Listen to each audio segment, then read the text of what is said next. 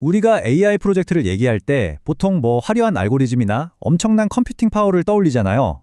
근데요, 사실 진짜 성패는 보이지 않는 곳에서 갈리는 경우가 정말 많습니다.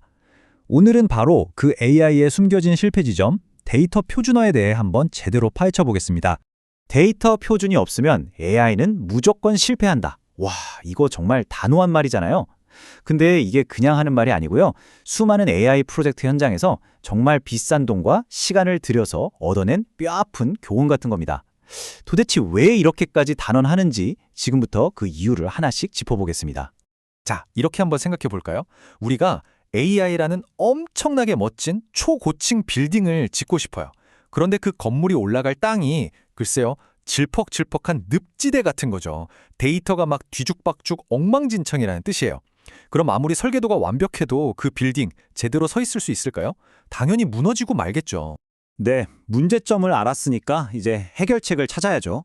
지금부터는 이 이야기의 진짜 주인공, 그러니까 AI를 위한 단단한 기반을 만드는 그 과정에 대해 알아볼 겁니다. 우리의 미션은 아주 명확해요. 바로 쓸모 있는 데이터, 사용 가능한 데이터를 만드는 겁니다. 데이터 표준화, 말이 좀 어려울 수 있는데 쉽게 말하면 이거예요. 여기저기 흩어져 있는 데이터들이 서로 같은 언어로 대화하게 만들어주는 작업입니다. 왜냐고요? 최종 목표는 딱 하나, AI가 이 데이터들을 제대로 알아듣고 똑똑하게 일할 수 있게 만드는 거니까요. 자, 그럼 이 중요한 데이터 표준화, 도대체 어떻게 하는 걸까요? 지금부터 아주 명확한 4단계짜리 청사진을 보여드릴게요. 이 순서만 잘 따라가면 됩니다.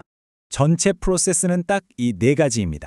첫째, 어떤 데이터를 모을지 설계하고요. 둘째, 그 데이터들의 규칙, 즉 표준을 정합니다. 그리고 셋째, 데이터를 어디에 어떻게 담을지 저장 구조를 만들고 마지막으로 데이터에 이름표를 붙여주는 라벨링 체계를 만들면 끝입니다. 자, 그럼 지도도 봤으니 한 걸음씩 들어가 보죠. 첫 단추가 제일 중요하죠. 바로 설계 단계입니다. 무작정 데이터를 모으는 게 아니에요.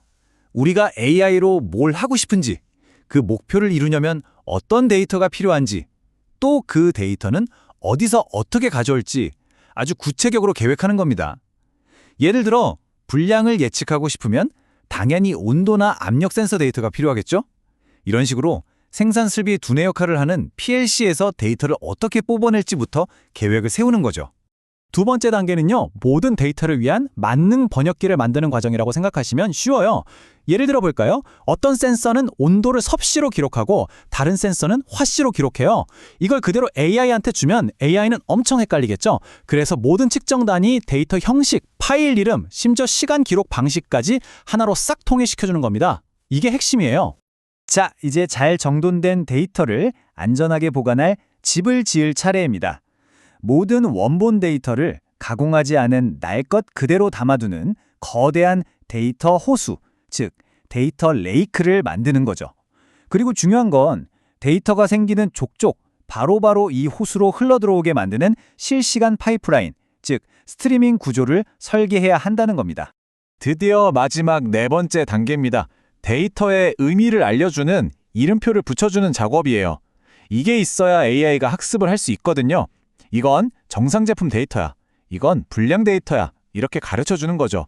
그래서 정상, 불량, 사소한 결함처럼 상태를 명확하게 정의하고 어떤 조건일 때 어떤 이름표를 붙일지 아주 구체적인 기준을 세워둬야 합니다.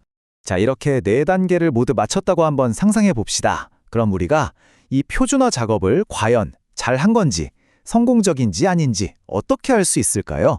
이제는 눈에 보이는 결과물과 핵심 지표들을 통해서 성공을 측정하는 방법을 한번 살펴보겠습니다. 성공을 측정할 땐 2가지를 봐야 해요. 무엇을 만들었는지 보여주는 산출물이랑 얼마나 잘 했는지 평가하는 KPI, 즉 핵심 성과 지표죠. 데이터 표준서나 수집 매뉴얼 같은 문서들은 우리가 만들어낸 결과물이고요.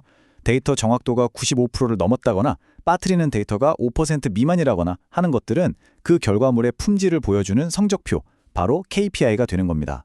이 그래프를 보시면 목표가 아주 명확하게 보이죠? 데이터의 정확도는 95% 이상으로 아주 높게 유지하고 데이터가 생기자마자 수집되는 비율도 90% 이상으로 빠르게, 그리고 중간에 사라지는 데이터는 5% 미만으로 아주 낮게 유지하는 것. 이게 바로 성공적인 데이터 표준화의 기준이라고 할 수 있습니다. 자, 이제 거의 다 왔습니다. 이 모든 과정을 통해서 우리가 절대로 잊지 말아야 할 단 한 가지 교훈, AI의 황금률을 다시 한번 마음에 새겨볼 시간입니다. 네, 결국 우리는 맨 처음 봤던 이 문장으로 다시 돌아오게 됩니다. 수많은 기술적인 논의 끝에 남는 단 하나의 진실이죠. 데이터 표준화라는 이 기초 공사는요, AI 프로젝트에서 해도 되고 안 해도 되는 선택이 아니라 성공을 위한 유일한 필수 조건이라는 점 꼭 기억하셔야 합니다. 이 질문을 마지막으로 남기면서 오늘 설명을 마칠까 합니다. 여러분이 만드는 AI는요, 딱 그 데이터 기반만큼만 똑똑해질 수 있습니다.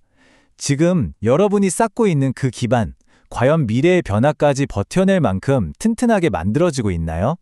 한번 꼭 생각해 보시길 바랍니다.